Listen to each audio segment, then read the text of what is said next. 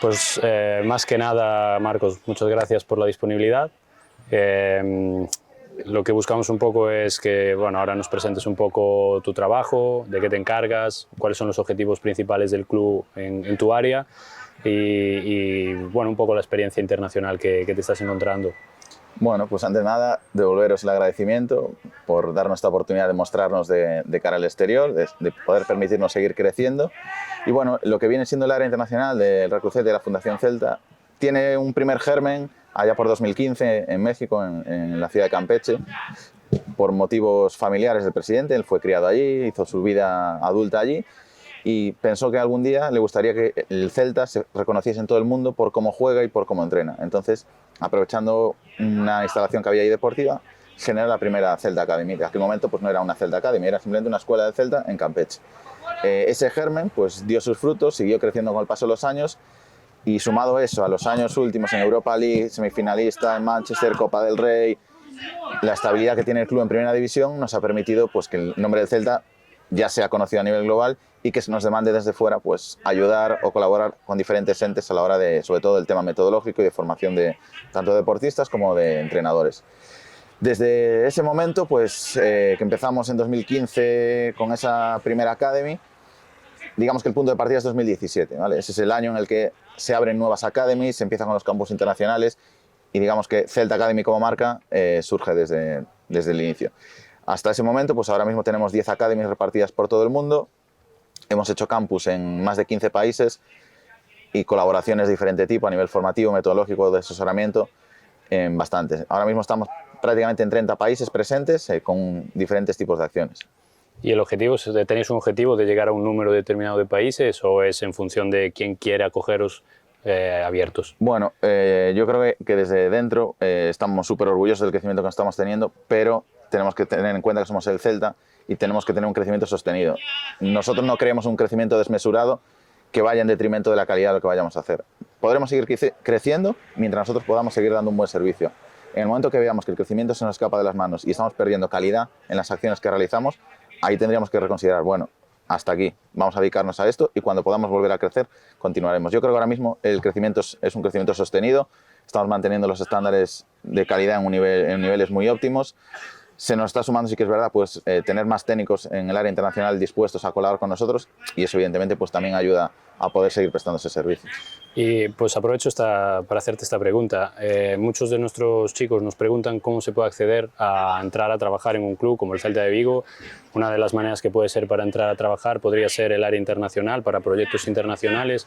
Cuéntanos un poco cómo vosotros identificáis al entrenador que pueda colaborar con vosotros. Bueno, el entrenador ya no solo de Celta Academy, sino de la cantera del Real Club Celta es un entrenador muy particular.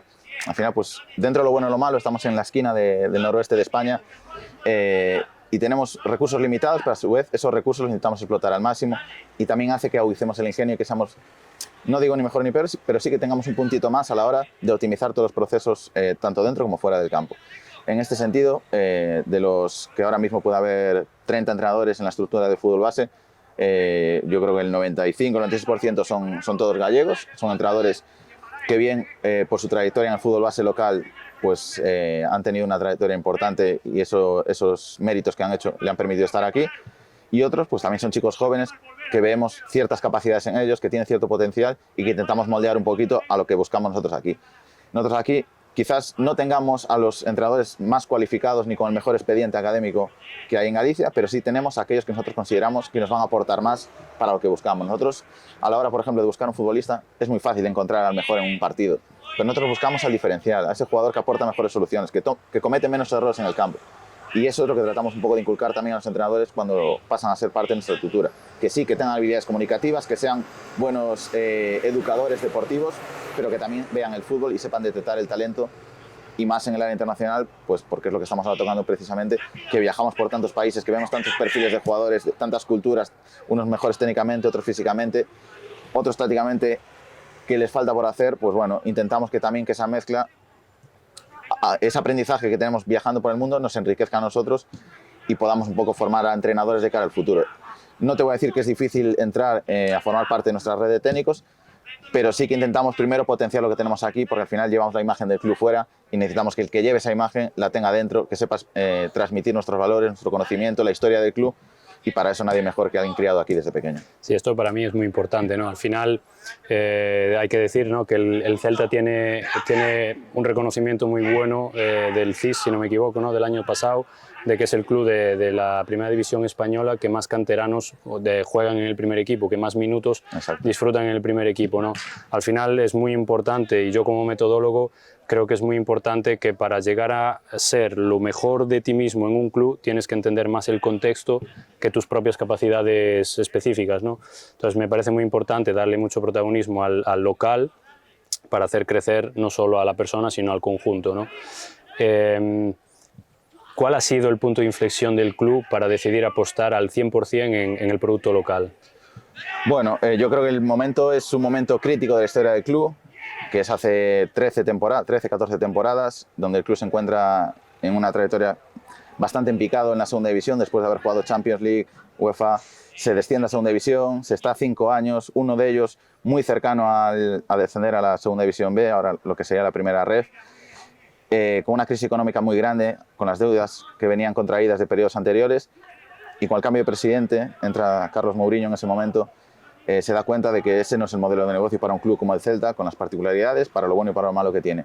Desde ese momento se intenta apostar 100% por la cantera, lleve el tiempo que lleve. Al final, pues ese año que llega él aún se tarda 2 años en ascender, pero sí que es verdad que de sufrir a punto un descenso de segunda B, al año siguiente estamos muy cerquita de ascender jugando un playoff que perdemos en Granada, y al año siguiente es cuando, jugando con 8 canteranos en el 11 titular cada fin de semana, se asciende a primera división. Estamos hablando de hace 11 temporadas. Desde ese momento llevamos 10 seguidas en primera división, pues con sus altibajos evidentemente, sufriendo más, sufriendo menos, pero siempre con un gen identificativo que es el jugador de casa. Hay generaciones que te permiten tener un mayor número de jugadores en el fútbol base, en el primer equipo, y hay otros momentos pues, que tienes que tirar de jugadores quizás de otro perfil. Pero bueno, yo creo que es un tema del cual estamos súper orgullosos. Al final, lo que decías tú, el estudio del CIS nos destacó como la cantera, el club de primera división donde más minutos había jugado sus canteranos en primera división, y comparado con clubes históricos de cantera como pues el Español, el Sevilla, Betis, bueno, pues al final son clubes... Sí, incluso el Bilbao, ¿no?, que históricamente es por excelencia el que se piensa que... Exacto.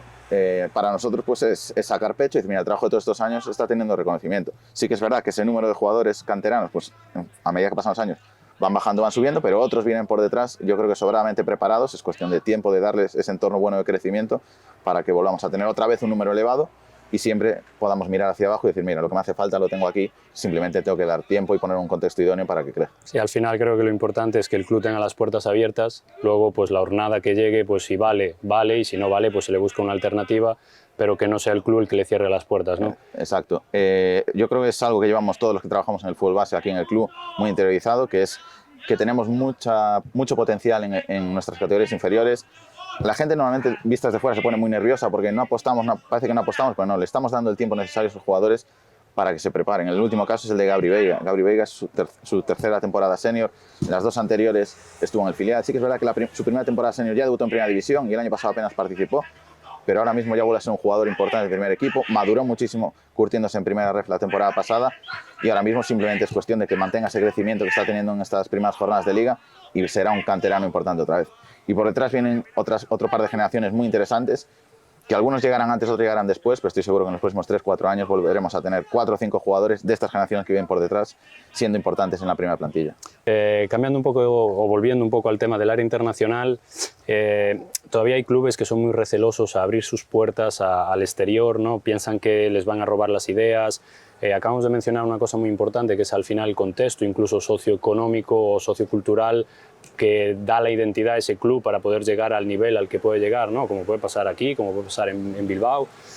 Pero ¿cuánto o qué ha significado para vosotros abrir las puertas, hacer ver vuestro trabajo? Antes mencionabas que para vosotros, para los entrenadores que salen, vuelven siendo mejores entrenadores, porque al final siempre es un compartir, ¿no? Y al final tú aprendes enseñando y enseñas aprendiendo. ¿Cómo es un poco, qué ha significado para vosotros esta apertura? Bueno, yo hablo desde mi experiencia, que al final en todos estos 6 temporadas que llevamos en el área internacional, yo creo que lo que más me llevo son experiencias de vida, aparte de la propia experiencia deportiva. Al final, gracias al fútbol me está permitiendo conocer culturas, sociedades que en otro contexto seguramente no hubiera viajado. desde países africanos, países asiáticos, Sudamérica, cómo se vive el fútbol allí, Estados Unidos con un contexto completamente diferente, la disciplina de Japón, en cambio, la falta de contenido táctico que tienen allí. Bueno, yo creo que es lo que nos llevamos durante todos estos años, ese aprendizaje continuo y esas experiencias de vida que te permiten ser mejor, ya no solo en el campo, sino porque al final te acabas enriqueciendo, sino también en tu vida diaria. Al final abres tu mente. Yo, por ejemplo, era muy reacio a probar comida que no sabía exactamente qué era. Bueno, pues a base de viajar y de estar inmerso en esas culturas, pues es algo que te haces y eso te sirve para tu día a día. Nadie nace aprendido y todo el mundo tiene que seguir con los ojos bien abiertos para aprender. Nadie tiene la verdad absoluta en esto. Entonces, yo creo que es el mayor aprendizaje que nos hemos llevado estos años. Evidentemente, a nivel deportivo te enriqueces porque nosotros apelamos mucho aquí a la inteligencia colectiva y al final, por ejemplo, nuestro modelo de juego que os contarán en el área de metodologías es un conglomerado de diferentes estilos, de Bielsa, de Berizzo, de Luis Enrique.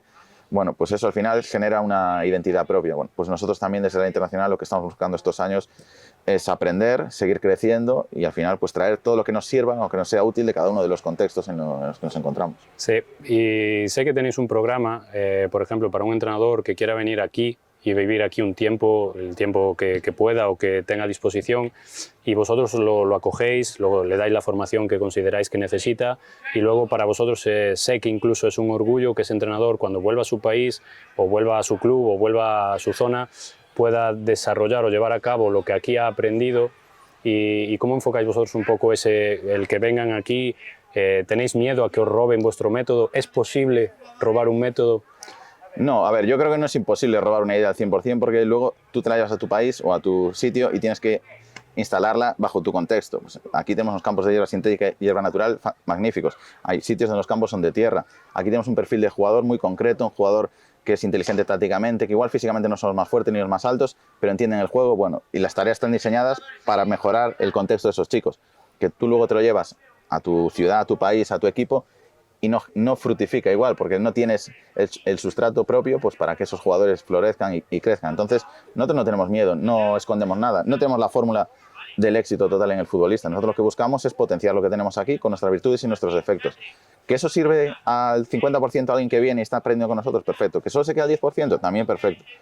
No somos, digamos, de mente cerrada en ese sentido. No es lo que yo hago, tienes que hacerlo tú allí. Tú quédate con lo que a ti te vaya a ser útil y a partir de eso todo lo que te venga a mayores va a ser positivo. Por eso nuestras puertas siempre están abiertas, tanto para jugadores como para entrenadores, diferentes programas de diferente duración y nosotros enseñamos aquí las cosas tal como son. Para muestra, pues que cualquier entrenador, aunque no tenga nada que ver con nosotros, pues puede venir por aquí, las puertas están abiertas, puede ver los entrenamientos. Si quiere copiar entrenamientos, que los copie, pero al final, pues es eso, es lo que pasa dentro del campo y cómo lo transmites y lo que necesitas, lo que te va a dar la clave del éxito. Genial, pues aprovechamos para invitar a quien pueda estar interesado a seguir creciendo, a seguir formándose. El Celta tiene sus puertas abiertas, si quieren información pues nos escriben y encantadísimos le damos toda la información. Y no sé si algo a nivel internacional que te haya llamado la atención especialmente, que tú no te lo esperabas y desde que estás en este área, pues que te haya, aparte de las experiencias de vida, que evidentemente, y estoy de acuerdo porque yo he vivido fuera muchos años, el ver la vida desde otro punto de vista muchas veces te hace entender ciertas situaciones desde otro punto de juicio, pero más allá de eso, algo que tú lleves dentro.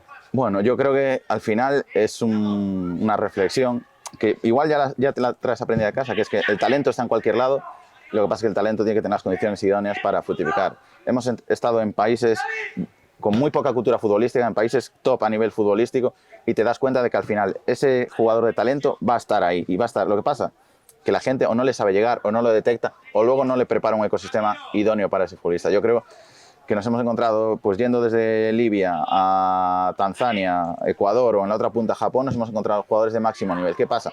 Que al final su día a día, su proceso de entrenamiento no le permite brillar al máximo. Y bueno, yo creo que eso es lo que te hace ver el viajar fuera, que el talento está en cualquier lado, lo que tienes es que ser capaz de detectarlo y ser capaz de pulirlo.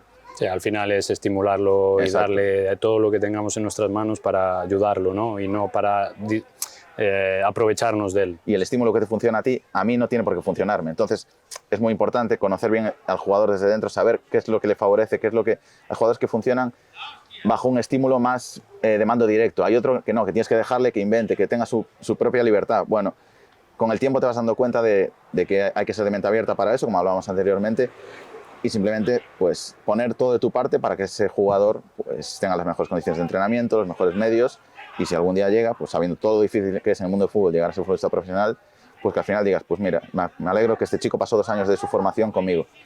Y es con lo que te quedas. Al final, para nosotros, que somos un club humilde, nuestros títulos no son los títulos de ganar una Copa del Rey o una Champions. Nuestro título es que jugadores formados aquí desde los 8 o 10 años sean futbolistas profesionales algún día y sobre todo buenas personas y se acuerden de uno. Genial. Pues al final nos quedamos con eso, ¿no? Que las puertas no debemos de tener miedo a abrirlas, crear modelos sobre todo en el fútbol sostenidos y sostenibles, porque creo que este está siendo uno de los grandes problemas en el fútbol, que se quiere llevar el business mucho más allá de lo que el modelo en sí puede acaparar. Compartir al final es crecer. Y te agradezco un millón, Marcos, por tus palabras, por abrirnos las puertas a nosotros y esperemos vernos en muchos más proyectos. Seguro que sí, ha sido un placer y las puertas de la Ciudad Deportiva de Madroa y de Vigo están abiertas a todo el mundo. Genial, y aquí se come, chicos, de 10.